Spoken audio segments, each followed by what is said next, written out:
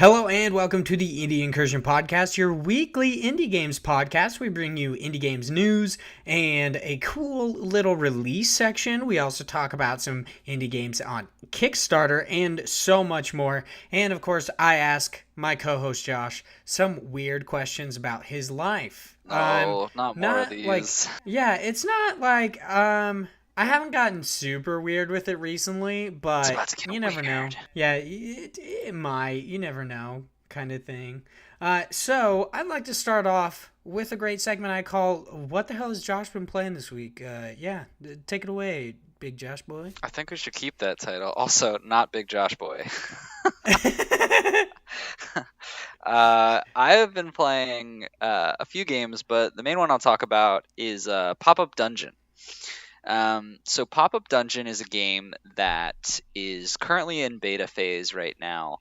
I found it while stumbling through the Steam library, just going through my queue of different games, and it looks pretty interesting. It's basically this game where you, as it sounds, pop-up dungeon. It kind of looks like a pop-up book, and the way it works is you have either a party of 1 to 5 characters that you choose out of. It's like 15 plus characters, but I think they're still constantly working on new ones. But they all have different roles, and it basically plays kind of like a tactical RPG. So you have your main character that you walk through a dungeon or various rooms because they're all procedurally generated and they go through different maps that you might see. And so you open doors and walk through and find little knickknacks or things that you can all break down by clicking on them. They'll all go away. But then as you walk into a room that has enemies, you'll then go into the fighting phase where it turns into more of like a tactics game, kind of like a Fire Emblem or Final Fantasy Tactics. Um, and it's basically each character that you have has different cards. You know, who would have guessed another card game that I'm talking about? Um, Yeah, you sure do hate I card sure games. do. So anyway, so each card is represented by an ability that that class has. And the cool thing is you basically play through the game, and as you're going, you'll find different equipment or different perks that will add new cards or new abilities or make the cards better for that class you're specifically playing with. The way it works is you basically walk through a dungeon or whatever that map is, fight 3 battles with enemies, and then you're able to continue to the next one. And right now, this is definitely a very beta esque type game. There's a lot of things that were initially promised in the Kickstarter that are not there yet, and that's fine because it's not released yet. But what is coming that I'm really excited for is they're planning on making it so you can actually create your own cards, create your own classes, play with co op, so multiplayer, which I don't know how far up it will go to, but since there are 5 characters, possibly have yourself and 4 buddies playing at the same time. So there's a lot there that is a potential amazing game in my eyes anyway. There's a lot of little things that I think, obviously being in beta, it's not really at fault, but I think things that they could add to make it a little bit more interesting. The levels, although it's really cool that while you're walking through, the map will like generate by itself, like the tiles will fall from the sky and build in front of you, which I think is really, it's such a cool, unique twist to the way you're going through. But unfortunately, if you're not finding a battle, you're really just walking through, these random halls with nothing really to look at other than the possibility of maybe a treasure chest or some item that you use. So I think it could definitely benefit from things like maybe putting in different traps or having like bosses rather than just the 3 fights each time. The enemies do change and they all have various special attacks or techniques. But I was a little upset that going through to the 10th level there wasn't any like major boss or any major change to the game. It just kind of kept repeating of the enemies got a little harder and you get more unique weapons, yada yada yada. But for the most part, like I said, it's still in beta. So from what they have, it was actually pretty cool to pick up. Right now, the Kickstarter is already closed out, but you're able to back them through their PayPal account. So I ended up just doing that, and by paying for the $15 tier, I was able to get the beta access, and then whenever the game does fully release, I'll have it basically. Oh, that's cool. Yeah, so I haven't seen, I've heard about this, but I've never actually done one of these cases of being like, oh, the Kickstarter is still technically open through PayPal, and I can get the game now if I want. I've seen this, but never gone through it, and I was kind of confused when I was scrolling through because I saw it and like on Steam, and you can't get it from Steam, so it just says coming soon. But I ended up looking at their Kickstarter to know more about it, and that was one of the things that they said on there was like, hey, you can actually get it by going through PayPal right now and paying the money. And I was like, all right, I'll give it a try. Yeah, that sounds a little sketchy.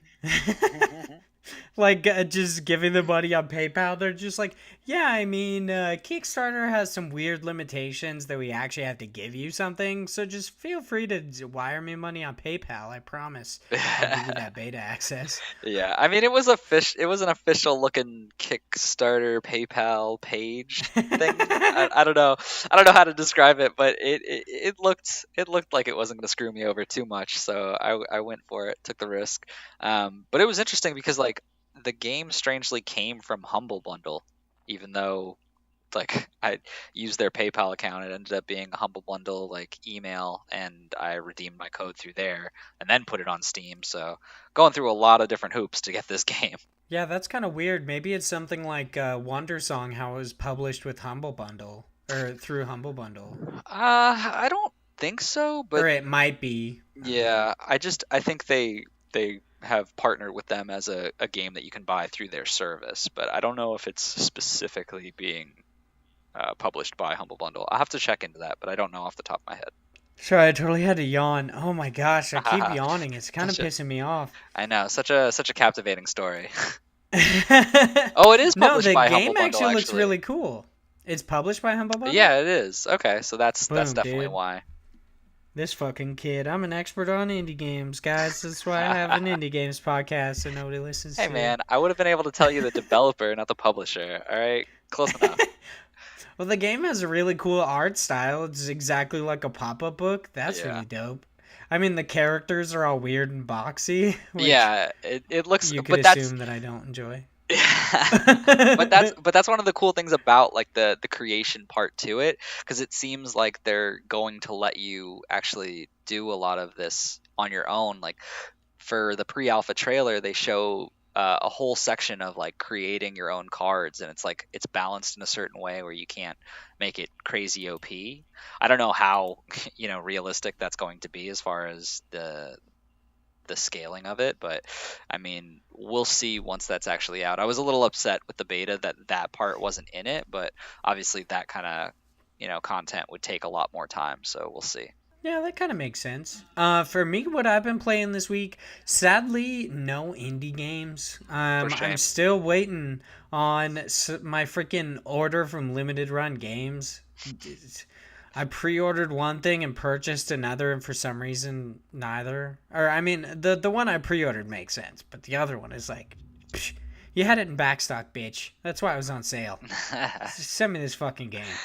Which, yeah, that's a whole story. But mostly this week, I've just been playing Neo. I picked it up for a decent price at a local game store called VIP Game Store, and I've just been like playing that on PS4. Really good. I love the samurai aesthetic, so naturally I'd want to play that game. Plus, I don't know, I find it a little bit more forgiving than Dark Souls at times, and then at other times it really pisses me off and I hate my life. So there's two sides to that coin.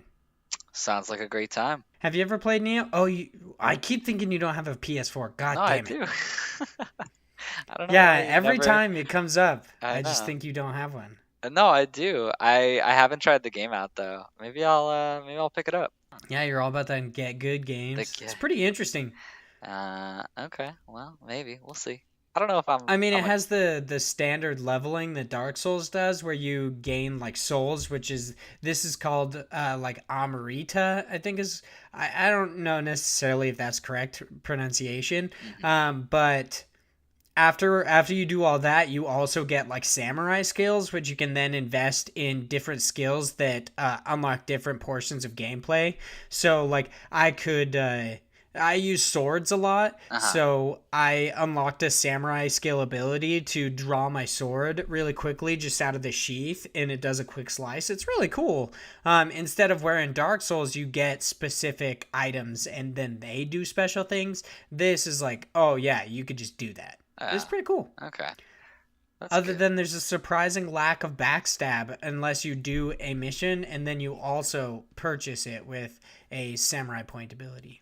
Or you purchase the ability with a samurai point. That is a little bit annoying. But you could still drop down on enemies, which is cool. Okay.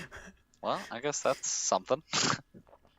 Yeah, it's a really fun game. It like explores like the mythology of yokai, Mhm. which I mean, if Errol was on, he'd tell you all about yokai and how he loves yokai watch. So, I feel but like he every is time not. I feel like every time he's not here, we always bring something up where we're like, he should probably be here for this. Yeah, he definitely could put in some input. Like, I'm honestly surprised we don't have like 12 Mon Tamer stories today. It's kind of just blows my mind. Like, Monster Crown announces that they're coming out tomorrow, and he's sitting there watching that new, like, Broly Dragon Ball Z thing, I think. Wow, he'll figure it out when he comes out. You know what he'll also figure out as well is that we are going into the indie game news story. So our first news story is over on Polygon. This is written by Owen S. Good, and it is Celeste DLC won't be ready on its anniversary, but it will be free, which is really Woo. exciting. I always love free DLC. You gotta enjoy that, like the Shovel Knight DLC. I mean, you kind of cross your fingers that the what is it? The Picnic Panic DLC for the Messenger will be free. I'm assuming, I but think, oh never man, know. I don't know if it was announced that it was free. I want to say it was, but it's escaping me right now. I mean, the majority of indie games, when they put out DLC, it's free, and it's kind of just a way to get people to actually purchase the game in the first place, and then they also have additional DLC. Like Hollow Knight, all of its DLC packs were free with the purchase of the game, so Yeah. I'm assuming so, but we're not talking about those. We are talking about Celeste. The thank you DLC that Matt Thorson is making for Celeste and its many fans won't be ready in time for the game's first birthday, January 25th.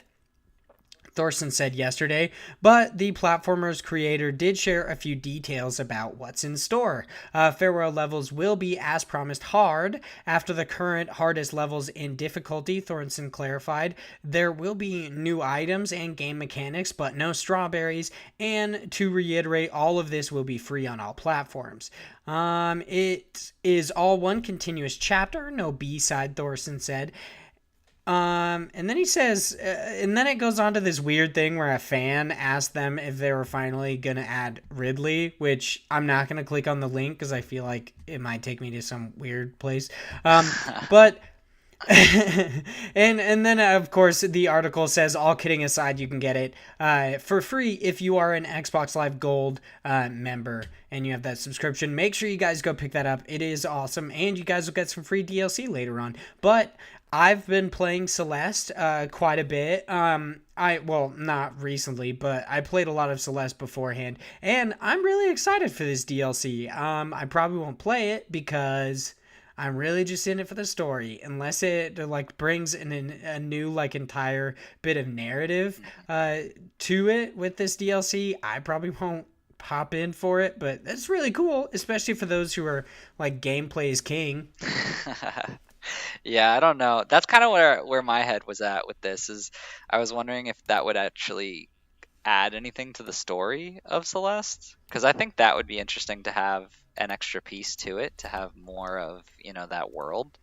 But more than likely, I'm sure it's just going to be, hey, here's, a hell run of the game that's much harder, and try and get good and beat it.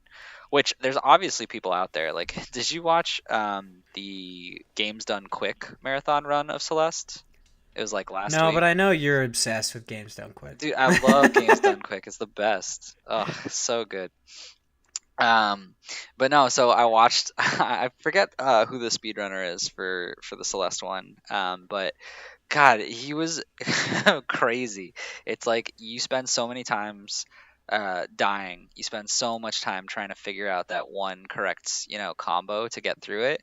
And even when you know what you're supposed to do, you still die half the time because you're like, oh, I just can't stop fat fingering this. And he just rushes through it in a matter of minutes. And you're like, well, I will never get to this point. There is no point of trying. There are some people that are just too good at games. It's like creepy Yeah. how good they are. Yeah. I already know that I'll never. My skills pale in comparison to theirs. Like mine is a molehill and theirs is Mount Kilimanjaro or whatever. Something like that. But I don't know because I played all through Celeste and I got through it just fine without ever putting on the baby mode. You're cool. But I never went through the B-side ones. So if this is even harder than that, I don't know where I would be on the scale of being able to complete it. And I also don't know if what he means by after the current hardest levels in difficulty means like you have to complete all of the B-side tracks or, something to actually unlock this, or if it's just going to be like, hey, as long as you complete the story, you'll be able to play this extra DLC level. I don't think you're going to have to beat them. I think it'll probably be just after the story because their subtitle on this Polygon article is just levels will be harder than the current hardest difficulty. I think that's what he means by it, but that could be me and ONS Good just reading into his quotation when he might actually mean, yeah, bitches, get through the B-sides and then you get to play this. Yeah. Never know. I don't know, but regardless, if it's something that I don't have to beat the B-sides for, I'll probably pick it up just to check it out. I mean, it's free, so I might as well. And Celeste is a damn good game, so why not? But one thing before we go to the next topic, I just wanted to correct what we were talking about with the messenger. It will be free. Oh, boom, dude. Well, that's not correcting. I said it was going to be free. Well, so. Okay, just saying, well, indie games expert here. I told you. Oh, yeah. Of course. You just believe me. Excuse me. I'm so sorry. So, speaking of really good games, we are heading over to our next story. This is, once again, on Polygon. This written by Allegra Frank. Jesus, why can't I read ever? Just, it's an issue. It's like a plague. Valve slaps Wandersong, a very real game, with fake game restrictions. So I actually saw Greg Lobanov tweeting about this just recently. And if you guys did not know, we actually interviewed Greg Lobanov for our first developer interview. So make sure to check that one out. He is a very nice guy. Nice. And I'm very sad to hear that they're slapping his game. But it actually is a really nice story when you get to the bottom of it. So Valve's commitment to keeping illegitimate games off Steam has led to increased vigilance over the last 6 months. A series of restrictions put in place to ward off these so-called fake games, however, has caught at least one totally real game in the crossfire. There's a lot of meat to this article that doesn't necessarily need to be there. When it gives you a lot of like background and stuff like that, it talks about how initially when the game released, they had just like some weird shit go on. Developer Greg Lobanov tells Polygon that Valve first flagged Wandersong when it launched in September. That its veracity? Veracity? What is that word that I'm just totally blanking on? That its veracity remains... Veracity. What?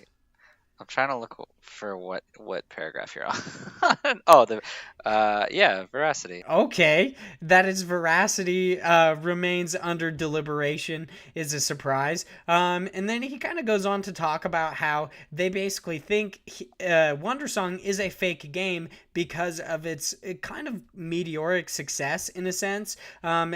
Basically, there are only 3 negative reviews out of 269 reviews at the time of this written article, And it seems that is actually the reason why they believe this game is fake, because it's possible that people might come up they basically make a fake game to possibly, I'm assuming, make money, and then they make thousands of fake accounts that like that and give it a very positive score so that people will purchase into it. Valve confirmed to Polygon, this is an update to the story on January 9th, Valve confirmed to Polygon and Lobanov that the restrictions on Wandersong were the result of a glitch. The company is now working to correct the bug that applied the same restrictions given to truly dubious games to Wandersong and other legitimate ones. And then it went on kind of like Valve told us, and then it's this big bit of PR speak. But if we're being real, I totally think that's bullshit. They're like, oh yeah, no, it was totally a bug. I don't believe it, but that's kind of interesting. Yeah, I don't know. It's like when I first saw this, I just thought this was so hilarious. It sucks for Greg and for Wondersong in general, but I just thought it was such an interesting, like, oh, your game is so good that you're not a game. Get out of here. Like, so ridiculous. And the weird thing about this game being flagged is, like, if you're being flagged and under review, how long does it really take to, install this game, play it for a bit, and be like, oh yeah, it's an actual game? What is this review process? Is anyone looking at it, or do they just flag it and just be like, it'll just stay here until someone bitches about it? I mean, it makes you wonder, like, it says, I mean, it's possibly automated, like, it's not something that a person thought of, but yeah, who in, like, QA, at Valve is thinking that this game isn't a real game when, like you said, it is pretty easy. But in an article we'll see pretty later, we'll see in just a little bit, that Valve has like 30,000 different games on its store. And I understand why it would be hard to possibly go and like check to make sure each one of them is an actual game by like downloading it, especially because of just your bandwidth, let alone issues with internet just in general. But yeah, I feel like it's really dumb. Yeah, I don't know. It's a weird case because you could probably say the same thing for a lot of games out there that aren't actually games that it is doing its job for. So it's one of those things where you don't complain about it until it does the wrong thing. So yeah, maybe, this is just us knowing now that the fact that it did screw up, it being like, oh, well, you should be better, versus like, maybe this was working just fine for a long time and now there's just these unique cases, which it is very rare for someone to have such a positive like review. Even most of the games that have an overwhelmingly positive score on Steam generally won't have 100%. That's very, very rare. Yeah, that's very true. There are a lot of games on Steam that just kind of get shit on, or just people don't like them for really petty reasons. But Wandersong is a very good game. It seems like the things that, I mean, in a sense, it is not terrible that these restrictions are being slapped on them, because it's kind of just the only people it would be affecting is people like me. Supposedly it's just kind of affecting like the card system where you won't be able to unlock cards and some other achievement based systems. So it's not keeping people necessarily from purchasing the game, which is very good, because if it did, that'd be super fucked up. Yeah. But yeah, it sucks. It definitely sucks. Being penalized for your success is kind of depressing. But for more on Valve, we are actually moving over to our next story. Let me load it up because I was not prepared for my own transition. This is on PC Gamer, written by James Davenport. Valve announces 8 changes coming to Steam in 2019. So you pointed out that I could just easily like go down to the bottom of this article, because the rest of the article kind of seems like PR speak, with the exception of the one line that I think is absolutely fantastic. And it is, I look at one sexy anime game and suddenly Steam thinks I'm the sexy anime guy, game guy. That's who he is. Sexy anime yeah. game guy. That's I really hope that Yeah, I really hope that the fact that we constantly look up like anime titty games because they're just indie games makes your Steam recommendations fucking terrible. No, no, I really hope it is. no, no. Whenever I do that, I use the online version of Steam, so it's not connected to my account. Oh, you're such a turd. I'm Jeez. not gonna get that. I still get weird stuff like that in my list though, where it'll be like, there's so many Steam games where it's like these graphic novel games, and I'm like, I don't want these. I don't even know why this is coming up. So like, I understand what he's talking about. I have no idea why it's even in my queue, and for some reason, there's so many games they're just overflowing into my queue of platformers that I want to play. That's very true. I mean, I as a weird aside, since we're talking about just random like advertisements and them telling you should play a game based on what you looked at, I don't know what the fuck I looked at on my computer. But once again, I'm getting weird ass advertisements. Like I apparently there's like advertising agencies just think I'm having issues pooping because they're like need fiber in your diet. Here's like fucking oatmeal, and then there was a Miralax ad. What the fuck? Uh, Old man Vaughn. It's weird. Yeah, I don't know. I just noticed it on this one because there was a Miralax ad in the beginning, and then I just saw like need fiber in your diet. I'm like, do they just think I have issues like going to the bathroom? I, Maybe. I don't. There's a fucking another one. There's an advertisement for fiber. Okay, whatever. It's okay. So the bullet points for this are store discoverability, Steam China, Steam Library update, new event system, Steam TV, Steam Chat, Steam Trust, and Steam PC Cafe program. Which, what the fuck does that mean? Yeah. We are going to officially ship a new PC Cafe program so that players can have a good experience using Steam in hundreds of thousands of PC cafes worldwide. That doesn't tell me what the fuck that means. Yeah, so basically this is a list of all the 2019 Steam initiatives of like things that they want to accomplish throughout this year. All of them I look at and I'm pretty underwhelmed, just because I'm not really interested in them partnering with China, which I'm sure Chinese people might be. I really don't know what their opinions on Steam would be. Steam TV, which I don't have, so I don't care about. Steam Chat, which is a new mobile app so that I can use Steam and talk to friends on the go. But like I would never because I have Discord.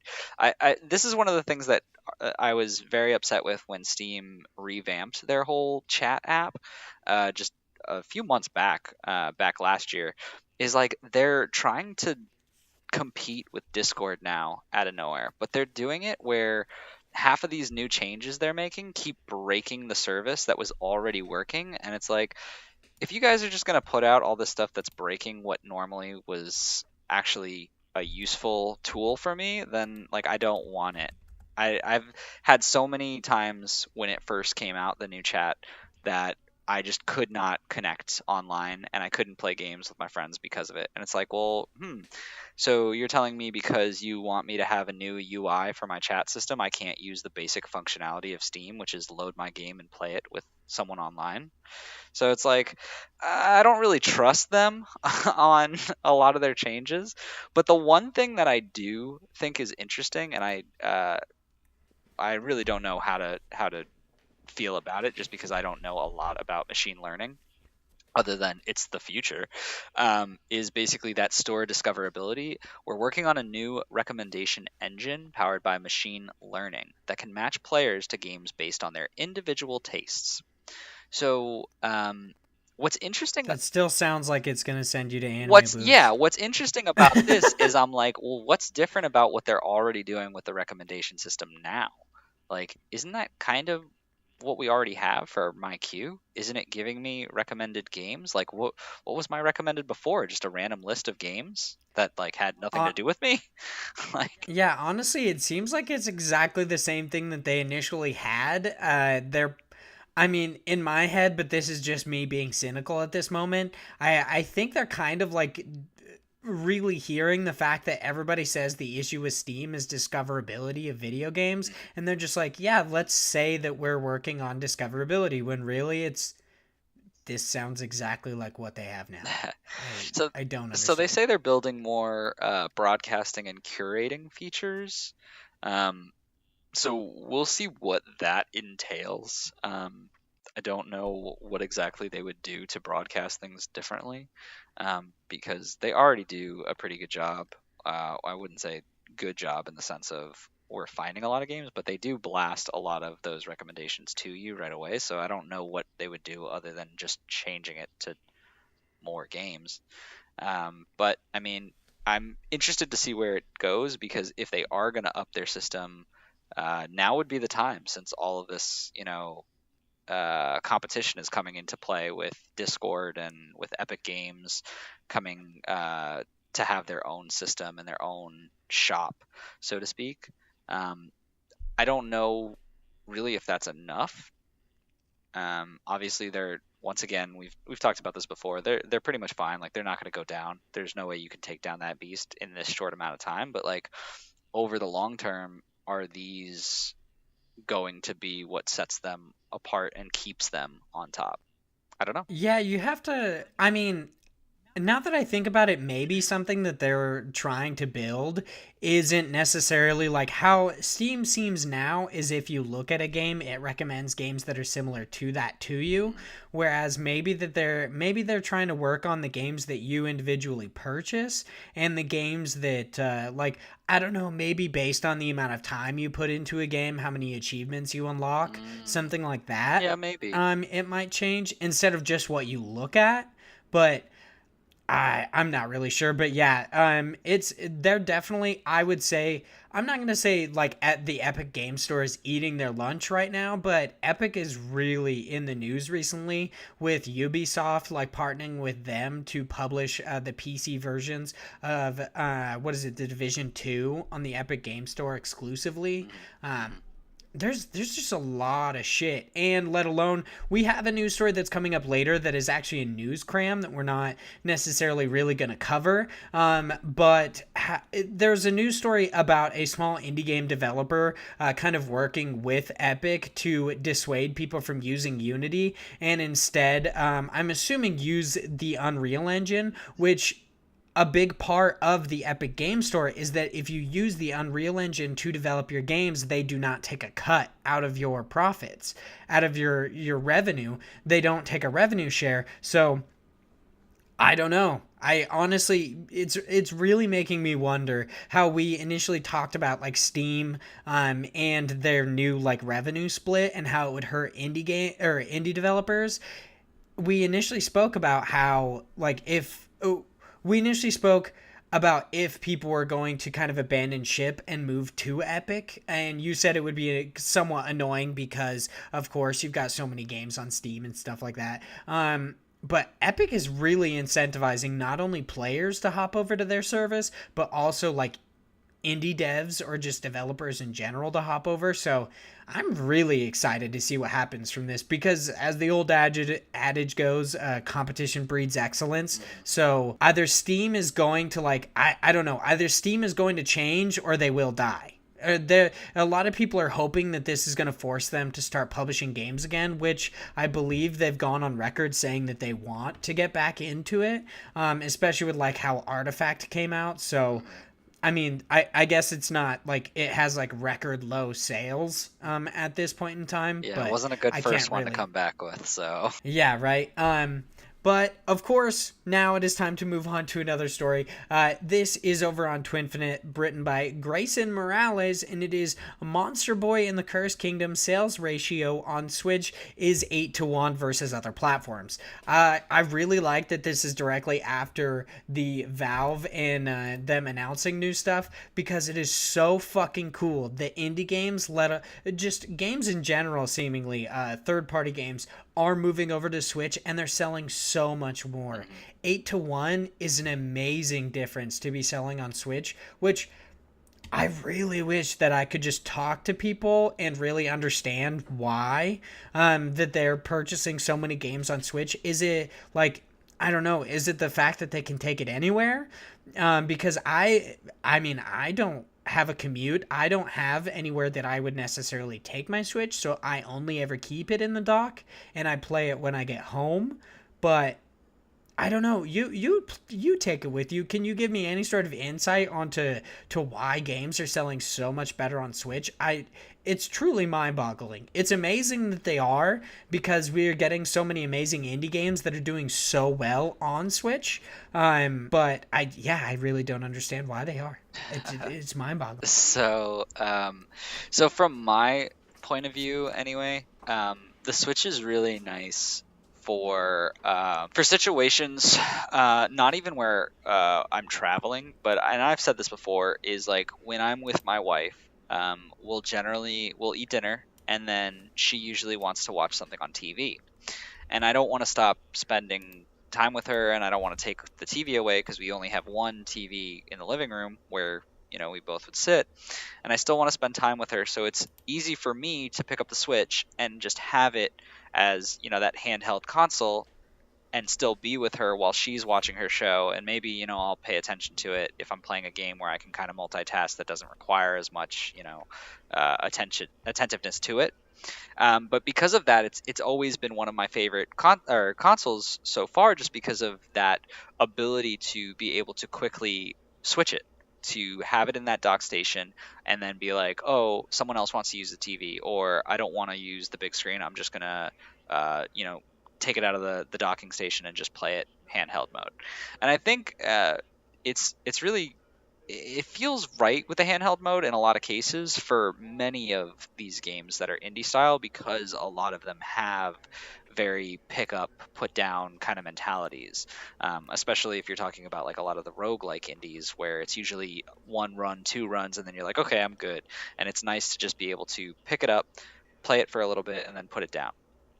Likewise with traveling, like whenever I go on airplane rides, it's great, especially for me because I have a huge fear of flying.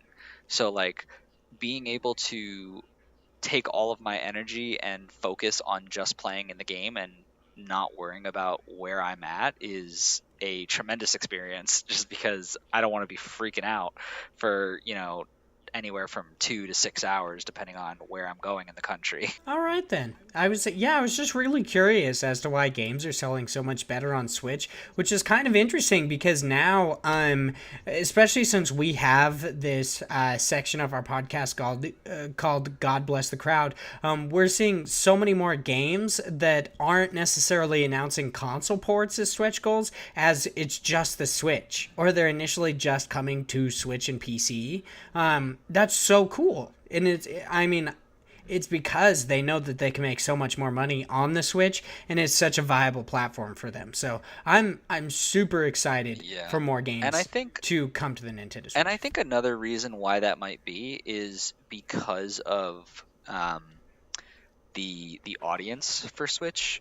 There's this is a household kind of more younger audience that's going to have these, and they wouldn't have had a lot of exposure or access to many of the other indie games beforehand, and it just makes it a lot more accessible, especially with Nintendo being so heavy in the indie market right now because of last year with the exclusion of Let's Go Pikachu and Eevee, as well as Super Smash Brothers. They really didn't have a lot, so it was such a flood of just all these different indie titles that people, you heard every other day all of these indies coming out, so it just became that like, this is the spot for indies. This is where we know they're showing up. Yeah, and there's people like me who specifically buy the Nintendo Switch as an indie machine, so there you go. Even though the majority of the indies I really enjoy are platformers, and the Nintendo Switch has literally the worst fucking D-pad I've ever touched in my life. I know. It was so hard to play Celeste with that. Luckily, I did not. And the platformers that I have on it, I have purchased again on my PS4, so I can play it there. Because it was cheaper than buying a Pro Controller. Yeah, I just bought... Which is like, as an aside, a Pro Controller is like $75. Nintendo... Anybody listening to this that might work at Nintendo, you can eat my ass. That's excessive. That's just fucked up. I mean, the battery life on that thing is ungodly. It's like a 40-hour lifespan, which is insane for a wireless controller. I ended up I was like, well, there's no way I'm spending $70 on this because that's way too much money for me. So I ended up looking online and I found like a weird knockoff one. It's definitely, like a very cheap knockoff to it, but it's like the same thing. And I got it because it was like on sale, and I was using Google Express, which is like Google's like kind of like an Amazon thing, and it was like, oh, get another 20% off, and I was like, all right, so I bought it, and it was one of those controllers for $16. I haven't gotten it yet, so I really can't say anything about it, but just from the look of it and like reading about it, I was like, oh, this is going to be so shitty because it's like it doesn't use the same USB-C charger as like everything else does now. It's like one of the older ones, so it's gonna have like its own charger for itself, and like the battery life to it was only like 5 hours in comparison, and I was like, I don't want to spend $70, but this kind of sucks. So it's basically like using a PS4 controller. It's like, yeah, this lasts 1 hour and you have to use a micro USB cable, which luckily for me, I'm an Android user. So I've got fucking micro USB cables for days, dude. I know, so do I, but they're all like hidden somewhere in a closet, and I don't want to go through my giant closet of just wires since I have so many random things. You know how you get so many like tech things over the years, and then you just like got this pile of wires, and you're like, oh, I might need this one day, so I gotta keep it, and then you just never use them, and there's just this big ball of like mess that's back there, and you're like, ugh, I don't even know what these go to. Didn't you just move? Aren't you supposed to like get rid of stuff when you go to move? Yeah, well, those were already in a box sealed. Like I've had a bunch of stuff. Like I have so much like tech shit and like games, like consoles, like old consoles that are just already still taped because I still have not gotten moved to a big enough place where I can have my own dedicated like setup. So all of that shit is just still in boxes that I'm like, I am not going to sift through this shit because that is way too much work right now. That's awesome. Well, speaking of PS4, we're moving on to our next article. This is over on IGN, written by Jesse Wade, which I should say at this point in the podcast, last week when we did the podcast, I realized all the way at the end that I went through all of the news stories without actually saying any of the authors' names. So you can, of course, check out all of the articles in the links below in the descriptions on either the podcast app of your choosing, or you could just check it out on YouTube. I always include all the links to the articles. But yes, this is written by Jesse Wade. PS4's second cross-platform play game is Rocket League. So developer Psyonix announced Monday on the PlayStation blog, which is a great blog. You guys should check it out. And that they announced a lot of cool stuff. And the drop is really fun, but from what I understand, it used to be a lot better, which I would probably agree. Because I've only been following it for like 2 years, and yeah, it was better last year. But on the PlayStation blog, that Rocket League now has full cross-platform play. Rocket League players can now matchmake with or against one another in all online matches on PS4, Nintendo Switch, Xbox One, and PC, and they say in parentheses, Steam. And Vice President of Marketing for Psyonix, Jeremy Dunham, said that cross-platform parties will be available and easier to create once they release their first update of the year.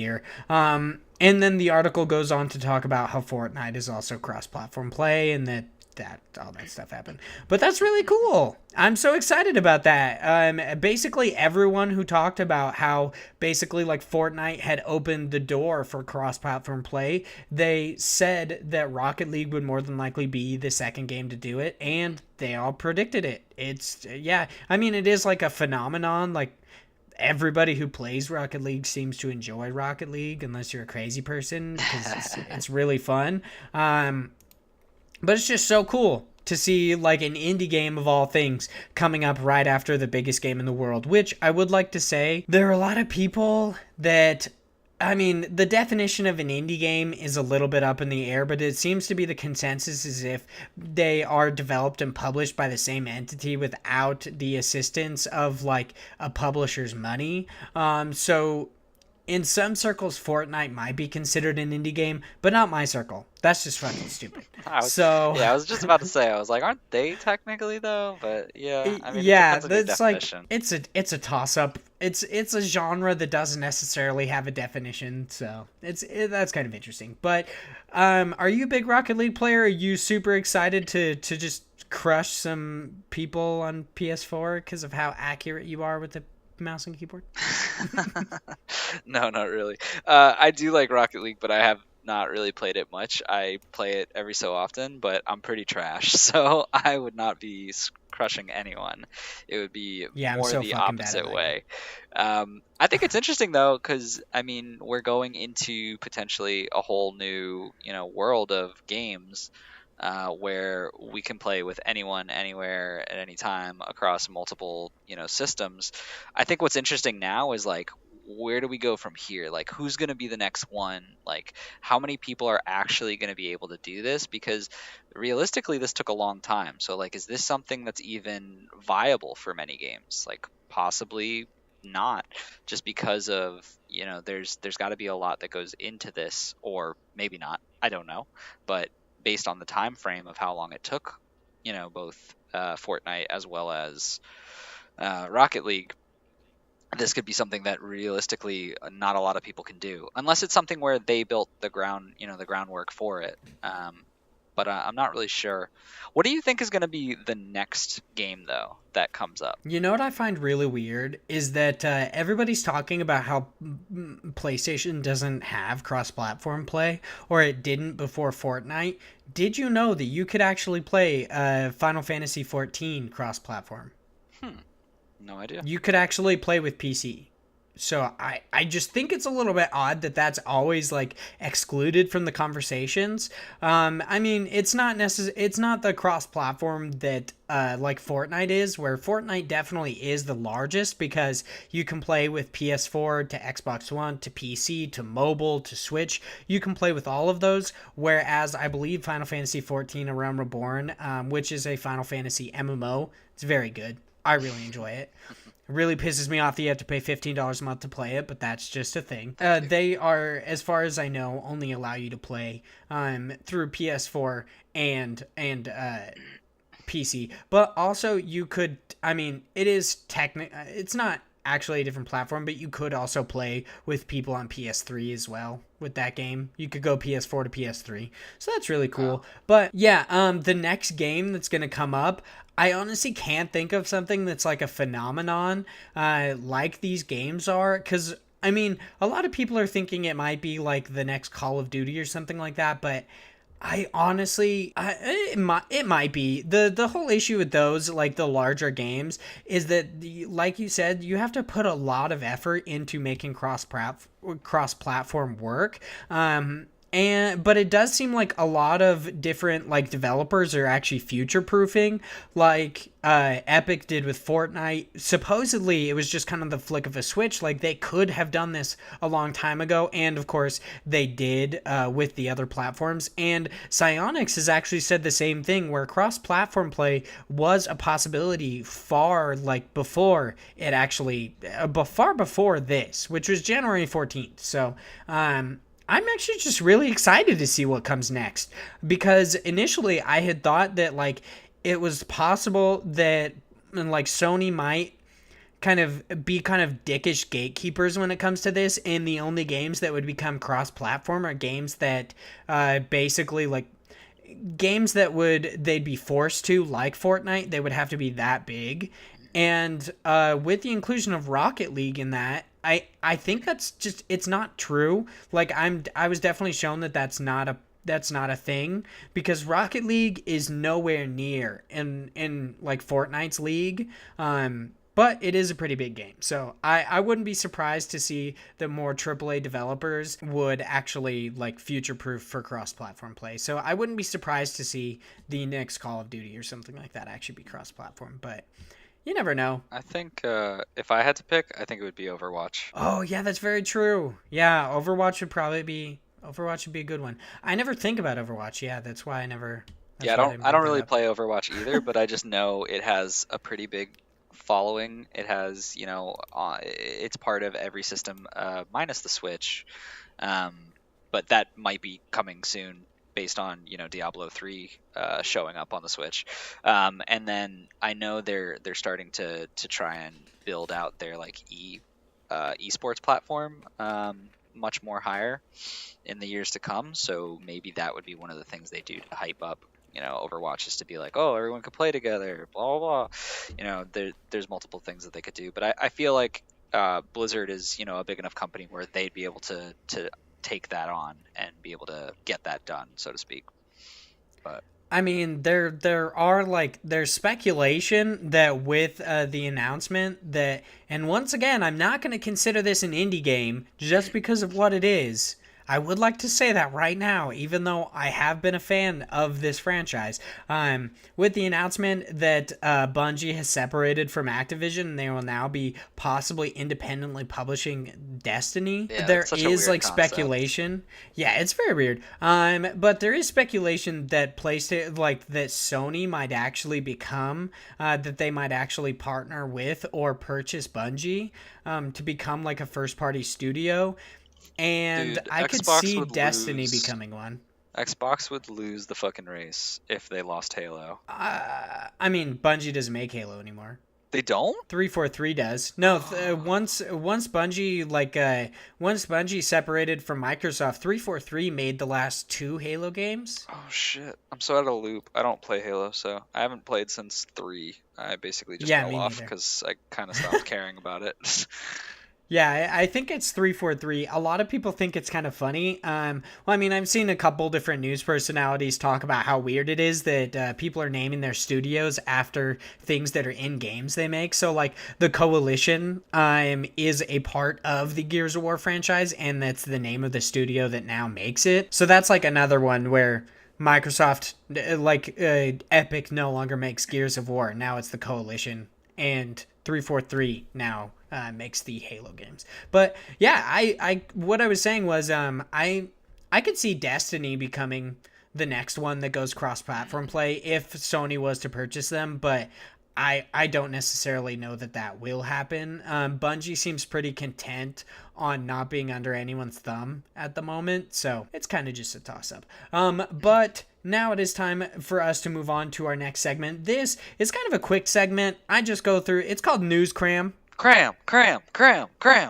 Always got to pause for that. It is where we go through and just kind of like I read you off the titles and where the articles are from of a bunch of different indie games news, because we may not necessarily have a lot to talk about with these news stories, but of course there's not a lot of indie games news out there, so I want to make sure that our audience gets as much as they can. Once again, you can check out all the links down in the description below. But for our first Cram news story, this is Get AFTERCHARGE free with IGN Prime.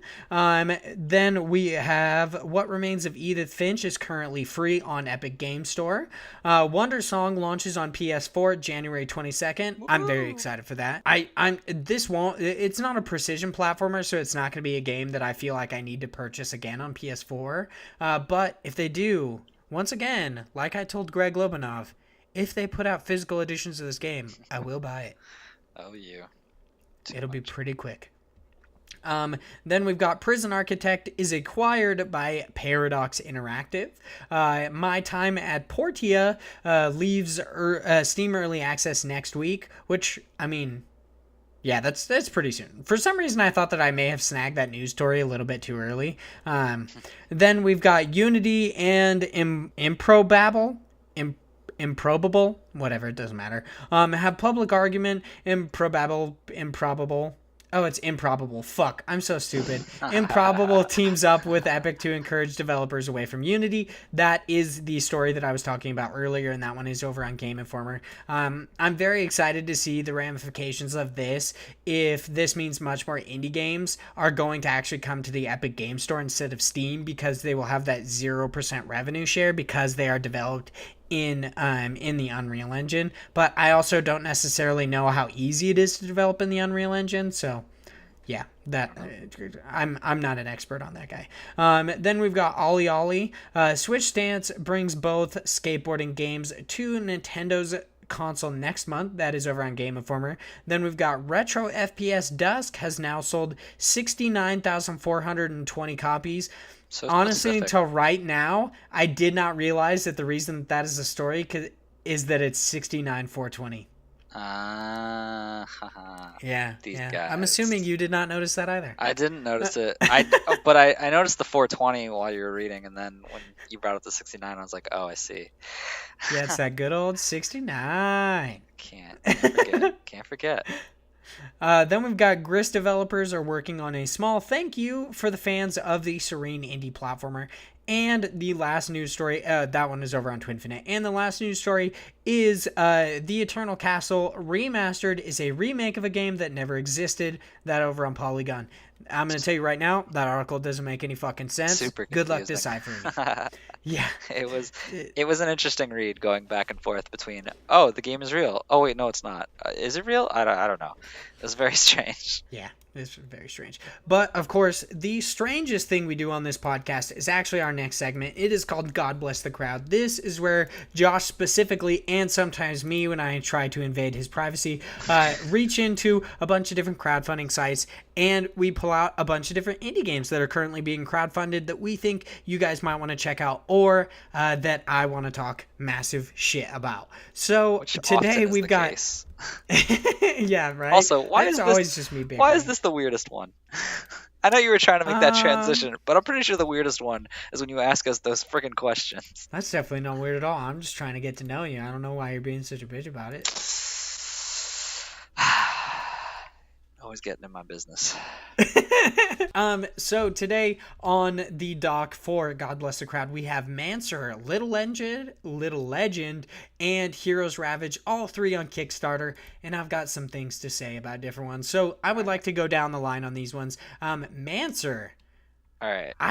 It seems like a scam. I'm not even joking. All right. This seems like a scam. Hold up. So Mancer is it's advertised as an online or single player turn-based RPG where your character is its own. Hunt monsters, farm crops, trade, and explore. All your characters are their fucking own. That's such a dumb thing. That's one thing I had to say. So the game was I didn't actually find this one. A buddy of mine sent it over into the Discord group that we're in. It's me and a couple of friends, and he's like, "Oh, this looks kind of cool." He's like, "It's only $5." Or no, it's $7. Oh man, I thought it was 5. That's interesting. Yeah, dude, fuck you. That's the early bird. You don't get shit. I'm pretty sure it was just kidding. You actually do. Before. That's really $7, weird. dude. But anyway, so it's a very low amount for you to get the digital copy of the game, and there's even still backers for the $7 price for the early bird to get the copy. And so he was like, "Oh, it looks interesting," and I was like, "Okay." And from it, you can see only a few screenshots. There's no video. There's no, whatever, and that's fine because sometimes when you're doing Kickstarters, it's a concept. It's, we're going to create this. Sometimes there are developers who are much more further along than others, and so they have a lot more content to show, which generally will make it easier for people to back it because they have something. Oh, all the $5 early bird ones are gone. That's why there was only 50. Oh, okay, that's what. Yeah, okay, I see it down here. The all gone. Okay, I was like, there's definitely a $5 one. All right, anyway. So I was like, okay, well, this looks kind of cool based on the images. It's a pixel art. It kind of looks like they're trying to mix like a Zelda with a Stardew Valley.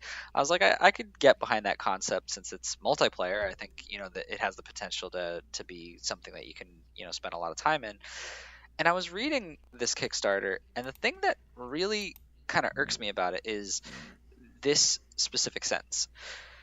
Suffice to say that this has been a long and arduous road in terms of development, but indeed, the Mancer project has been ongoing for over 2 years. It's a really long road. If this has been going on for 2 years and you only have like 2 screenshots to show, it's really hard to know where you're going. And also, it's only $1,000 goal. Like, how much is left, and why do you not have anything to show if you're only looking for $1,000 to complete this goal? Which this game seems like it would have a lot in it if you're hunting monsters, farming crops, trading, exploring.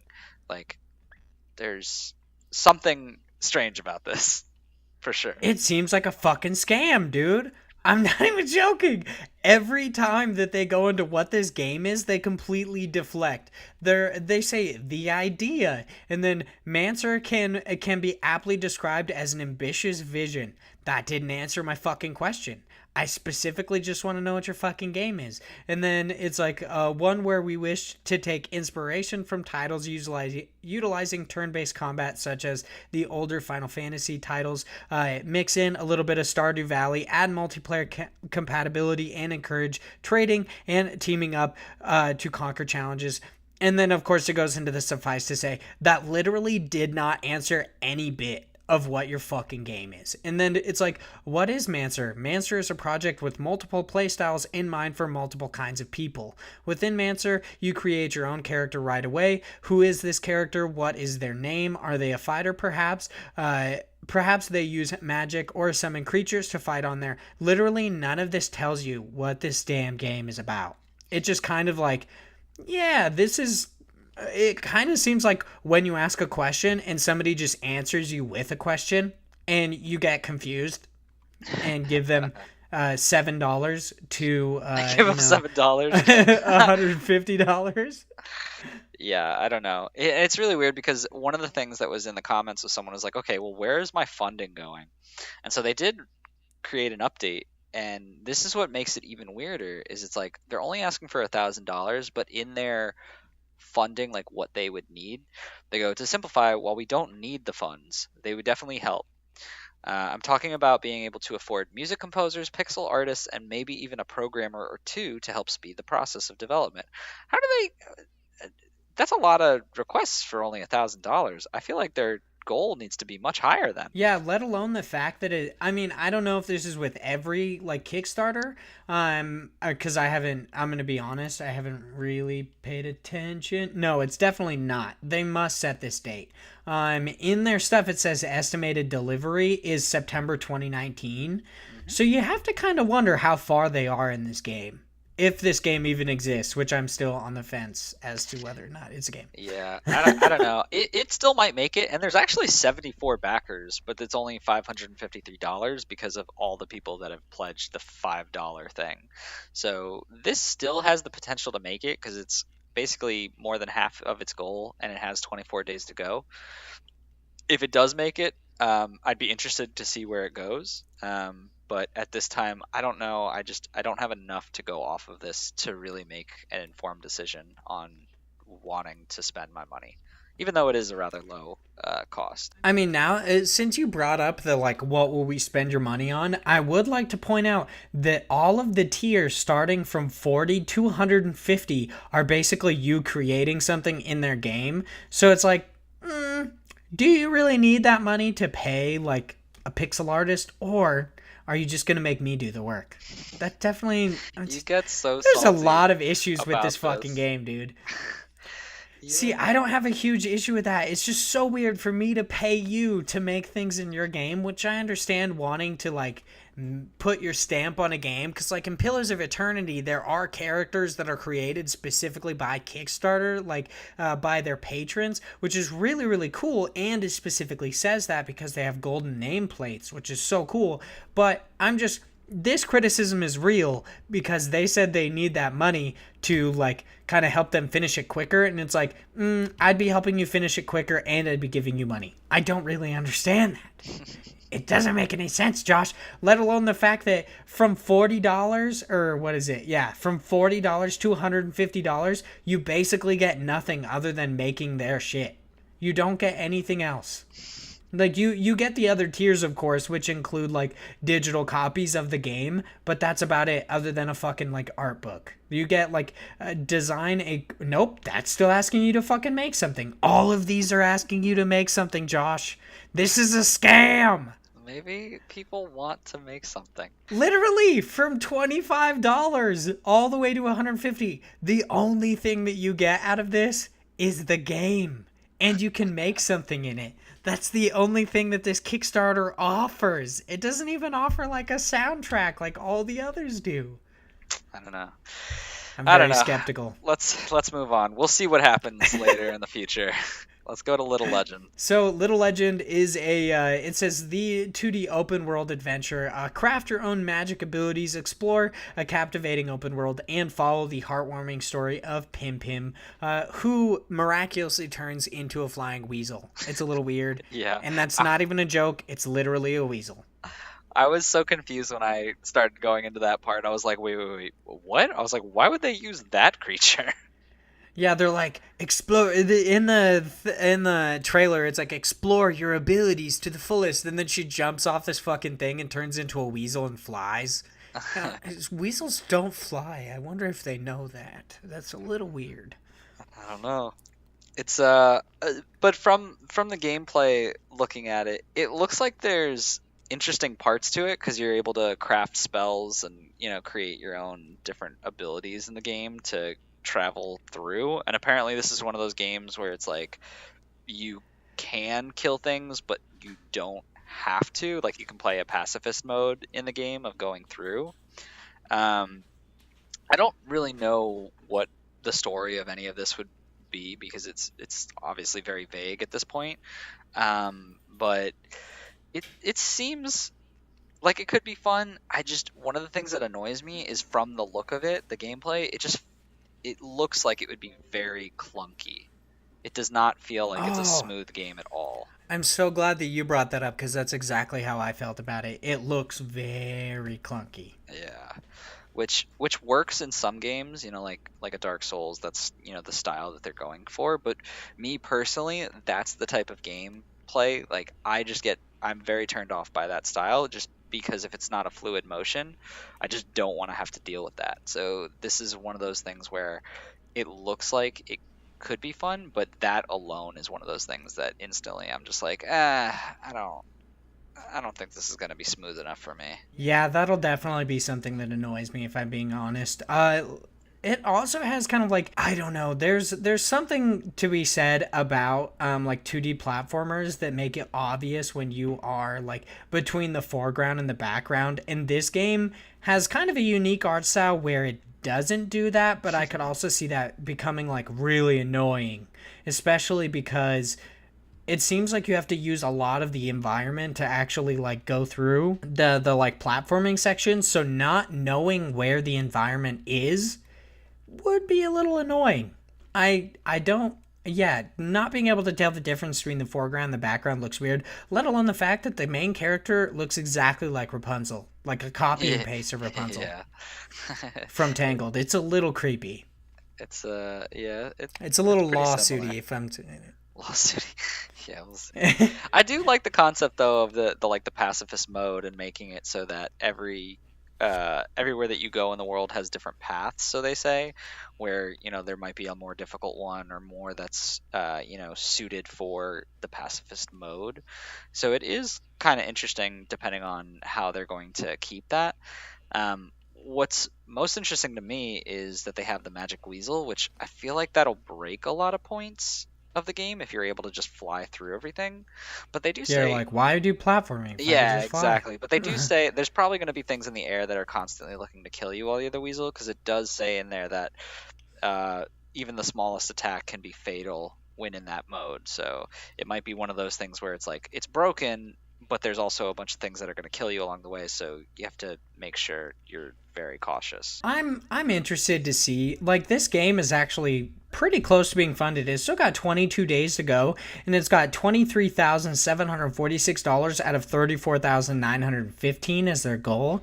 So I definitely think that they're going to make it. I do say this is kind of like a testament to people, like, sticker shock doesn't necessarily seem to be a thing on Kickstarter, because there's a pretty big leap from where they have the annoying tier, which I always hate, which is $5 in US or $4. I'm going to say quid, something like that. It's like a pound or something. It's interesting. Which I will say, the fact that they're including updates is a thing. I'll just follow you on Twitter for free. Like, why would I pay you $5? Yeah, I've seen that a lot in some of the recent ones. Is like their first tier of paying like $1 or so is just like, oh, you get constant updates. But it is, for the most part, like, if you really wanted to, you could just come to this Kickstarter page and look at the update section. You just wouldn't Yeah, get an right? email. I mean, it seems to be like a largely like symbolic gesture. Mm. They're just like, oh yeah, we'll just give you something because you're not necessarily giving us a lot, but you are giving us something. So I know I always knock the $1 tier and the really low dollar tiers, but it is cool that they offer that if you want to be part of something and you just don't have a lot of money. Mhm. But the huge leap from that $5 tier to $25 to pay for the game itself is a little crazy for me. Just because the majority of these is like, oh, like $12 or something like that to get to it, or $15 kind of a thing. Where this one goes from $5 to $25. I don't know why the $20 leap kind of throws me off, but that Yeah, might well, just be me. Well, I think if you're really paying attention to like the type of game that they're creating, they do have a lot in this where they're porting it to just about every system. They have like what looks like three different languages that are actually voice acted in this. So I feel like this is going to be a more, I wouldn't say high quality, but more of a game that has many different features to it that most Kickstarters when they first come out probably wouldn't. And you can see it does have some interesting names in there for like the voice acting already. I believe one of them was, let me see, if I go down a little bit. Yeah, so for the voiceovers for Pim Pim, so that main character, that is the French voice of Ellie from The Last of Us, Zelda from the Breath of the Wild, and Iris from Final Fantasy. So it seems like they're going all out for They've got certain some high things. quality talent. Yeah, so it makes sense because realistically, this will probably be a 30 plus game when it goes to market. So I think that you're still technically getting a deal by backing it on Kickstarter for the 25 that it would be now, but it is a little bit of a big jump, especially with Kickstarter games, just because usually it's more palatable because you don't really know. Like Kickstarter games can be terrible. You're basically gambling effectively. And so it's usually more palatable just because it is that $12 to $15 range of like, well, if I lose it, it's not going to be the end of the world. Whereas with 25, it's that extra 10. And, in the grand scheme of things, it might not seem like that much, but that could be, a lot to someone who doesn't make as much money. So I don't know. That's very true. I would also like to say for all my physical game fans, there are for $120 you can get a physical game of this. You still have I to like use a how, digital copy on your consoles. It's only for PC if you want that physical copy. how sad. I Yeah, like right. how you go and you complain that, oh, it's $25 for the game, and then you instantly go like, I was what? You could also pay $120. $120 and get what I want. Like so That's true. so contradicting. But yeah, I suppose they could do that. They need to stop labeling updates. In every single one of these fucking tiers, there's updates. Fuck off. I can do so many things for updates. That is not a bonus. Jesus.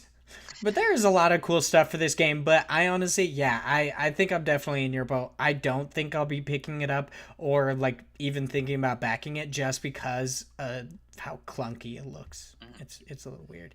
But speaking of a little bit of clunk, it is time for our last one. This is Heroes Ravage, a multiplayer action game about heroes with no remorse and villagers desperately trying to protect their valuables in an all-out brawl.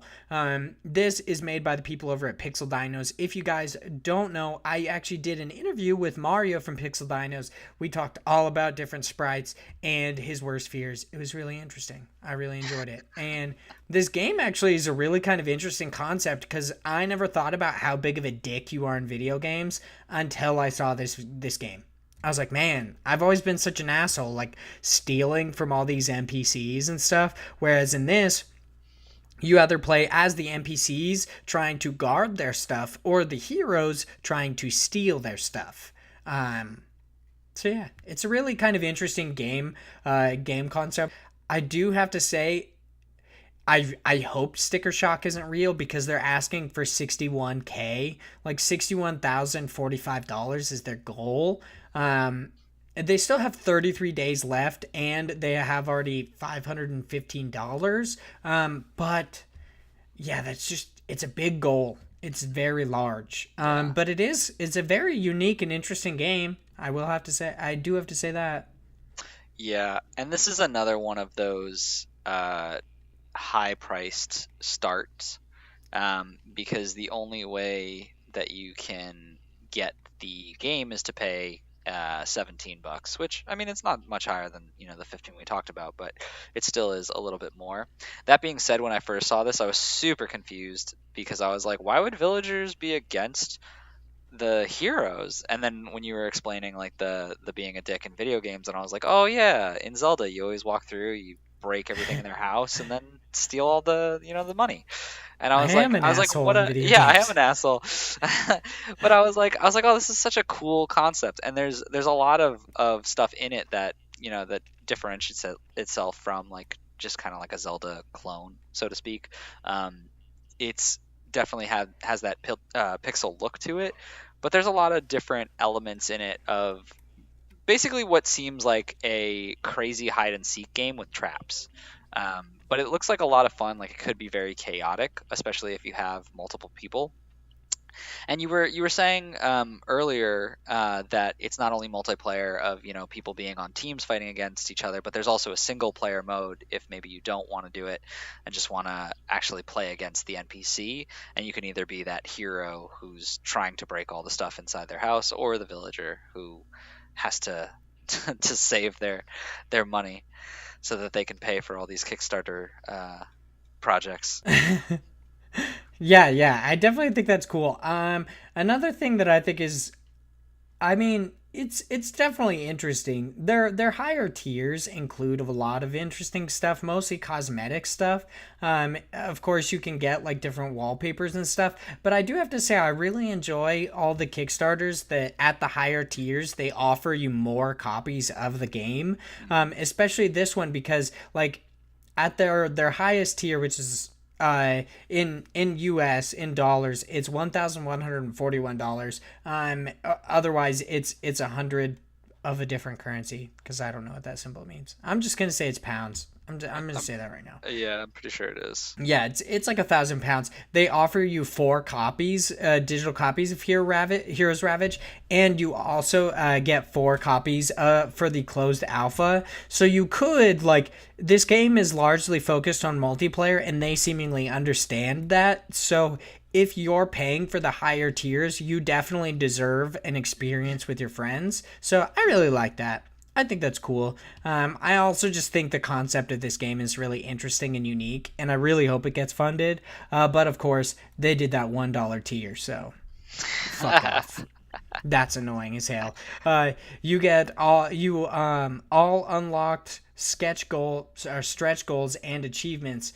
I'm assuming that means you just get to know about it. I don't really know. And you get an you get a high res digital wallpaper for $1, which is interesting. Let's see. Yeah, right. Oh, also So it's cool. euros, not pounds. Damn it. What's the difference? Seriously, I'm not even joking. What is the difference in euros and pounds? I'm I don't know. assuming it's Google will probably know. yeah. I'm assuming it's like British currency versus other places in Europe, but Well, don't I really can know. tell you that €1 equals 0.88 pound. Oh wait, pound Interesting. sterling. What is pound sterling? Is there a different? Is there a difference between pound and pound sterling? Pound Welcome to the euro. currency podcast, everybody. This Pound- is an exciting day. I know. Pound and euro behave as if they are the same currency. A new analysis of data from foreign exchange markets show that the pound and the euro have always behaved as if they are the same currency. Surprisingly, these revelations are not the work of economics or bankers. Whatever. I don't think there's a difference. Good enough for me. You're like, they're basically the same thing. All right, Close cool. enough. One thing I Close. do also enjoy that I've always had an issue with in games, if you've listened to the podcast, is that you can actually customize your character as much as you want. That's really cool. And these guys being huge fans of different games, they include stuff from like Final Fantasy, like the Buster Sword, which I think is really cool. Yeah, that's really cool to me. You I also get enjoy little homage. you also get little pets to ride on. One of them's riding a chicken. Yeah, you can get different mounts. There's something really interesting in this game where like the chickens are this like ultimate weapon where you can actually like the chicken if they hit it that it like goes Super Saiyan is what he told me. So yeah, that's weird, but also very interesting. And I also think it's cool that they have like achievements for the different like followings that they could get based on like Twitter or Facebook and stuff like that, Discord. So that's really cool. But I'm excited for this game. I think it looks cool. But that means it's time to almost wrap up our podcast with our last segment of the podcast. This is the indie games release schedule for the week. This is the week of January 13th through the 19th. This is where we run you through all of the indie games coming out on different platforms. Of course, I separate them by different platforms, and I will tell you the date that they come out. I do try to make sure that if they do come out on multiple different platforms, I just include them in their own category called multiple, but it is always possible that I might accidentally not do that. So just be prepared for it, and be prepared to hear me mispronounce names or just get really agitated because I say like Fries Day. Oh, I can't wait like for I have in another the past. Day. Those are the best days. I'm so surprised I haven't said it in a while. I probably just jinxed myself, but Probably. I'm very proud of myself. Here comes Fries Day, So, everybody. yeah, right. So for our first category, this is multiple. We have As Divine Hearts 2 comes to PlayStation 4 and Vita, which is actually just out now. You can go pick that one up. We have Planet RIX 13 or Planet Rix 13, not 100% sure. Comes to PlayStation 4 and Vita Wednesday, January 16th. We have Y2K, a postmodern RPG, or as the cool kids know, the good old Yick. Comes to PlayStation 4, Windows PC, Switch, and Vita on Thursday, January 17th. Then we've got Hell Warders comes to Xbox One and the Nintendo Switch on Thursday, January 17th. Now for just the PS4 games, we've got Holy Potatoes, We're in Space comes to PlayStation 4. That's just out now. You can go play that. Did you play as potatoes, I guess? That's a thing. Then we've got... There's like a bunch of those Holy Potato game, but they're all just different styles of games. Like there's a Holy No Potato. fucking way. Yeah, you never heard about that series? There's like a Holy Potatoes, a weapon shop or whatever. That's... It's like it's basically like you're a bunch of potatoes running a weapon shop. Kind of like Moonlighter, but without the fighting dungeon part. But without the cool parts. Got it. Without And I play as a fucking potato. I'm so excited about these Holy Potato games. There's nothing wrong with being a potato, man. Don't start. Potato people out there, don't listen to him. We love you. Yeah, I'm not discriminating against potato people. I'm sorry. How could you? So then we've got Vane on PS4. Comes out Tuesday, January 15th. Smoke and Sacrifice comes to PlayStation 4 Tuesday, January 15th as well. Now on to Xbox. We've got Alvestia Chronicles comes to Xbox One Thursday, January 17th. Guacamelee 2 comes to Xbox One Friday, January 18th. And Farm Together comes to Xbox One Saturday, January 19th. Now to the Switch games, we've got Feudal Alloy, which is actually a really interesting concept, but I'll talk about that in just a second. Feudal Alloy comes to the Nintendo Switch Thursday, January 17th. Octahedron Transfixed Edition comes to the Nintendo Switch Thursday, January 17th. As Divine Hearts, like I said, sometimes I mess up and there's different shit, or it's on a different day. I don't know. As Divine Hearts 2 comes to the Nintendo Switch Thursday, January 17th. Gunman Clive HD Collection comes to Switch Thursday, January 17th. Son of a bitch. Holy Potatoes, We're in Space is also on the Nintendo Switch on Thursday, January 17th. Bedtime Blues. Is it different? Yeah, because PlayStation 4, it's already out. For Nintendo Switch, you have to wait. Oh, there you go. It's on a different day. I'm just annoyed that it's coming out on several consoles. It's so stupid. Bedtime Blues comes to Switch Thursday, January 17th. Left Right The Mansion comes to Nintendo Switch Thursday, January 17th. Fight of Gods comes to Switch Friday, January 18th. And Old School Racers 2 comes to Switch Friday, January 18th. So the two games that I wanted to talk about are actually Fight of Gods and Feudal Alloy. Fight of Gods is really cool. It's a weird like fighting game where you play as different gods from different religions, and you can actually play as Jesus, which is really interesting. He breaks off pieces of the cross and uses them as weapons. That actually, like, there was a news story a while ago about people losing their shit over that game. And Feudal Alloy is actually where you are a goldfish that controls a robot. It's weird. But yeah, both really interesting game concepts. Wow, Fight of Gods, what an offensive game. How nice. You don't want to play Jesus punching like the Pope in the face? It's something there. It sounds like something I'd be into. I guess so. Yeah, so for mine, I definitely have to go with Y2K, a postmodern RPG, or as you like to call it, the good old Yick. Good old Yick boys. So it's such an eventful title. Like, it's such a cool title, but also I hate the fact that it's Yick. I wish they would have just put the number 2. Yeah, right? They should have just done 2. Yeah, it would have been nicer, so we didn't have to keep calling it Yick. But no, it looks. You don't have to keep doing it. I don't. You're gonna keep doing it. I know you're gonna keep doing it, and it's gonna make me talk about it like that. But it looks really cool. It's a very like old school looking RPG. It's back in the 90s when Y2K happened. For anyone who doesn't know the history of Y2K, read a book. But it's basically that versus, not versus, but including some kind of like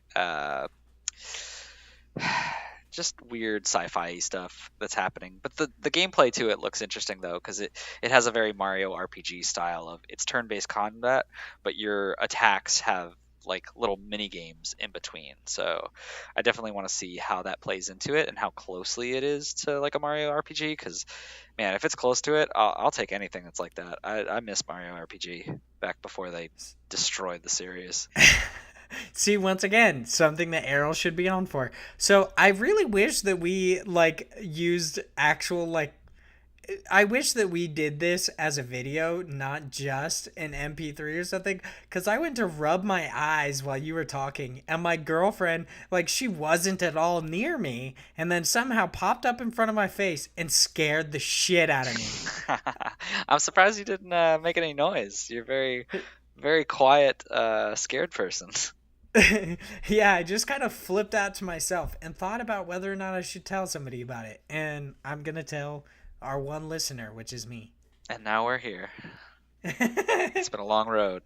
Yeah, man, we gotta start doing this on Twitch and just do a live stream of it. I wish we could. I just don't understand how Twitch works. Once again, another segment of the podcast that I just don't understand how it works, so it probably won't happen. I mean, it's pretty easy. There's a lot of things out there that make it complicated, but for like the basics of just streaming something, I don't think it would be that hard. We'll figure it out. One day we'll do it. We'll do a special episode. Eventually it'll happen. Yeah. Probably once I move into a new place and have my own room for recording. But yeah. Cool. Yeah. But the last segment of the podcast, the real last segment of the podcast, is where I bring a random question to the table and I ask Josh and make him feel really uncomfortable. But anyway, I gotta go. So see you guys later. Yeah, right. Okay. Luckily for him, I forgot today. Until I had said something about it at the beginning, of the podcast. So he got off scot-free on this episode of the podcast. I do not have a weird probing question to ask you about. Oh, you don't? Oh my goodness, what are we gonna end I this don't with? know. I always toss it up in the air to ask somebody about their genitalia, like some weird question about it, but I feel like that's just a little bit too weird for an Indie I don't Games know. podcast. So. Yeah, my testicles are doing just fine anyway, so we could skip that question for now. Well, that's about it for this episode of the Indie Incursion Podcast. You That's guys, what we're gonna of end it course, on. that's exactly how I'm going to end this. You guys could check this out on all sorts of different podcast services. We've got it on Spotify, YouTube, Google Music, all sorts of stuff. Thank you guys so much for listening. If you guys would like to follow me, you can follow me at High Legion on Twitter, and you can follow Josh at _George90. Super easy to find us. And of course, check out all of our written content over on parallaxmedia.one. Thank you guys so much for listening, and I hope you guys have a great day. Bye, guys. Yeah. What is that? That's my fucking roommate being a dumbass. That's what that is.